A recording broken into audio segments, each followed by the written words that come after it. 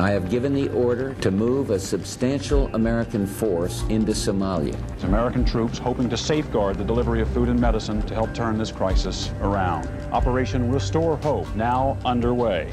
I have seen with my own eyes dead American soldiers being dragged through the streets of Mogadishu. There were at least 2 U.S. helicopters confirmed shot down. In August 1993, a joint U.S. Special Operations Force, known as Task Force Ranger, with personnel from all Tier 1 units across the armed forces or enablers for them, deployed to Somalia. It would be later known as the Battle of Mogadishu, but there was way more that meets the eye. All Tier 1 units had a role in Somalia, which ultimately fueled the mission to hunt down and capture the Somalian Warlord named Mohammed Farah Aideed. The mission was dubbed Operation Gothic Serpent. Welcome to the Spy Network. If you are interested in the military, you have probably heard of the movie Black Hawk Down. This specific mission was the sole reason for that movie's existence.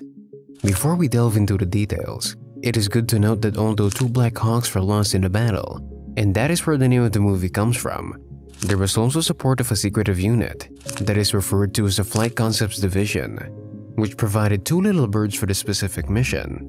Nothing is really known about this division, as it is held in secrecy. The mission.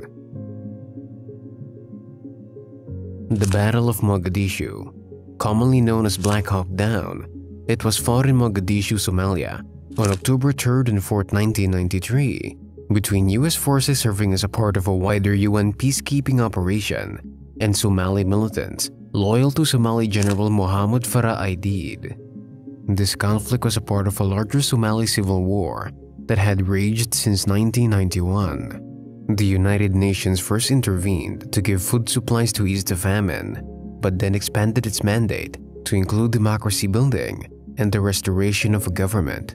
On June 5, 1993, the UN's peacekeeping forces suffered a significant loss when the Pakistani contingent was ambushed while checking Aideed's munition stores. Aideed was deemed personally responsible for the event, and a manhunt for him started, which would define most of the UN operations up to the real Battle of Mogadishu. On July 12, 1993, as part of the attempt to capture Aideed, US soldiers in Mogadishu staged a raid on the Abdi house, murdering multiple members of Aideed's clan, the Habar Gadir. This resulted in Aideed's first targeted assassination on American forces on August 8, 1993, prompting US President Bill Clinton to dispatch Army Rangers, and later forming the Task Force Ranger to apprehend Aideed. The Task Force. Task Force Ranger was composed of multiple Tier 1 units, including DevGru, Delta Force, and the 24th STS. Delta Force and DevGru were involved for direct action capabilities, as the 24th STS handled the airspace.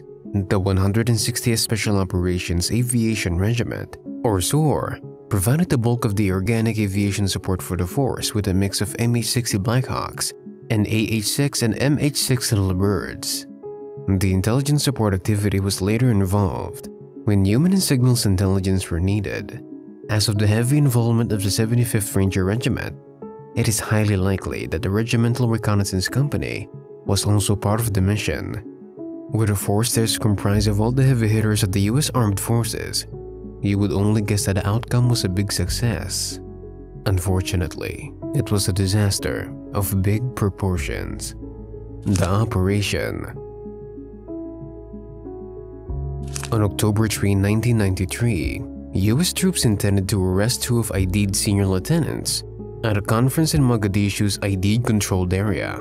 The attack, which was supposed to take an hour, escalated into an all-night siege and rescue effort that lasted until the morning hours of the next day. The operation's goal was met, but it was a Pyrrhic success that developed into a fatal war from Mogadishu. Somali fighters equipped with RPG-7s shot down 2 American Sikorsky UH-60 Black Hawk helicopters during the mission.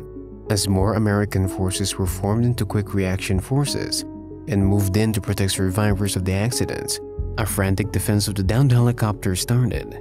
Soldiers from all fronts rushed to the crash sites, and they were dubbed as Crash Site Super 61 and Crash Site Super 64, referring to the two downed Black Hawks.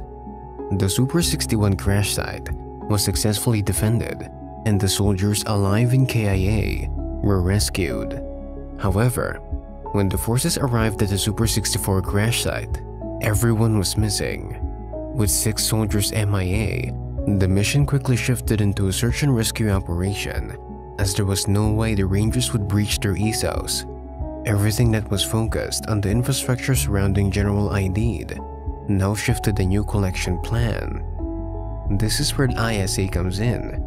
Human and signals intelligence of the highest echelon was needed in order to locate the MIA soldiers. Within several days, human intelligence sources reported Somali terrorists dragging dead American troops through the streets, which CNN footage eventually verified. They also found the body of a soldier who had been left at a checkpoint within the city.